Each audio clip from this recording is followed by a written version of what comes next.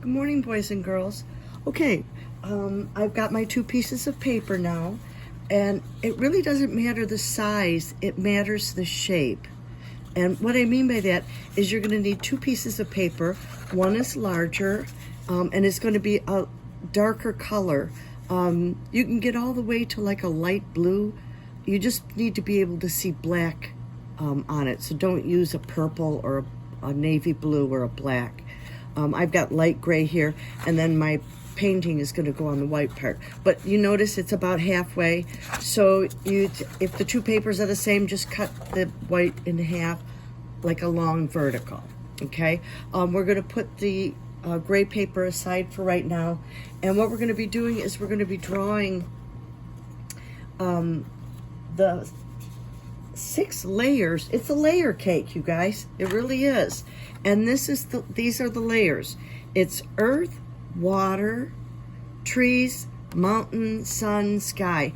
And I just started looking at a lot of different Asian art of landscapes. That's drawing pictures of the earth. And I started noticing that, and we don't do that. That's just the way it is. And so anyway, so that's what we're going to base our drawing on today. And so I'm going to start. Can you still see that there? Oh, good. All right. So we're going to start with on the bottom of the paper, just like I've got it written here. And on the bottom, you start to draw things. Now, I've already drawn it. I don't know if you can see it. I drew it in pencil. But you're going to have to do pencil, then Sharpie anyway. And so little people, the Sharpie goes on your paper, not on your hands, your clothes, or on the desk, okay? It's expensive, and it's an artist tool, so use it that way. Okay, so what I'm going to do is I'm going to start to trace over the objects that you'd find on the earth. And so what I did is I just started thinking to myself, I said, okay, bushes. I see the bushes on the earth. And so there's my bush. I decided I'm doing lots of detailed drawing in this, okay? There are flowers, not in the winter, but I'm not doing a winter picture. I've decided I've had enough of winter. And so that's going to be some flowers with some stems, a rock, and then I overlapped a second rock, some grass blades. I don't have to get too many. And then I thought because I'm near the water, I might have a tall bush there.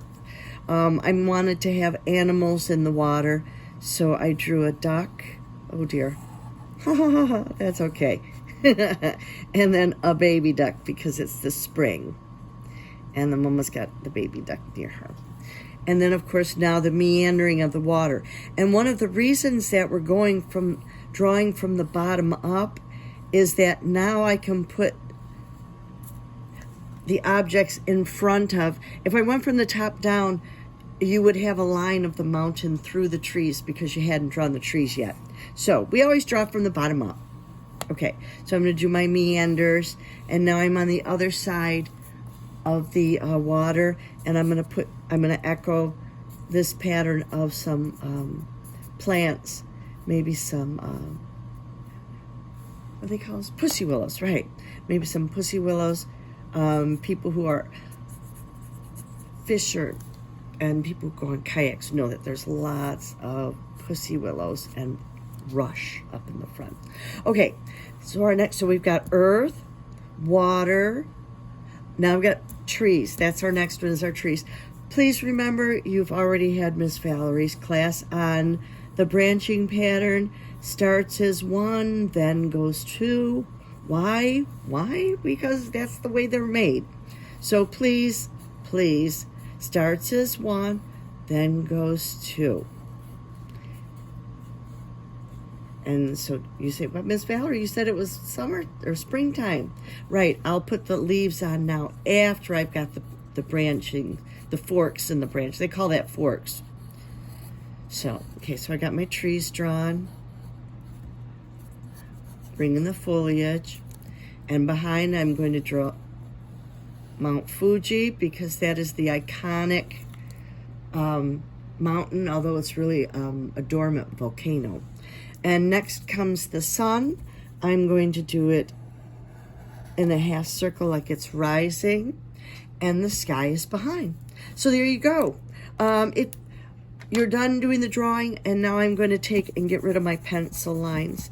I'm going to be doing this one in a watercolor, and if you don't get rid of the pencil line, you trap the pencil under the paint and you can't get it off. So you want to erase before you paint.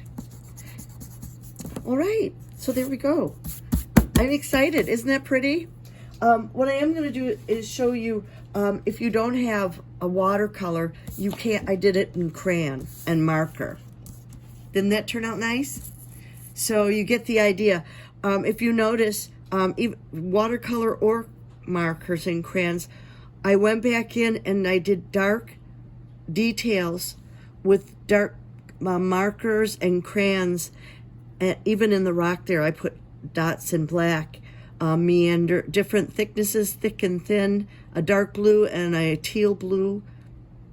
I put in you can actually see the different patterns in the tree itself. I decided I wanted this to be a really warm, hot day, so I did the pink and the orange meandering surrounding the sun there. And so, like they say, this is the land of the rising sun. Because they're so far out in the ocean, it's them and nature. Incredible. Okay, I'm going to go set up my watercolors, and I'm going to paint mine. I'll be back in a couple minutes to just show you real quick how to do this with a watercolor and not just crayons. Bye, you guys. Thank you for coming.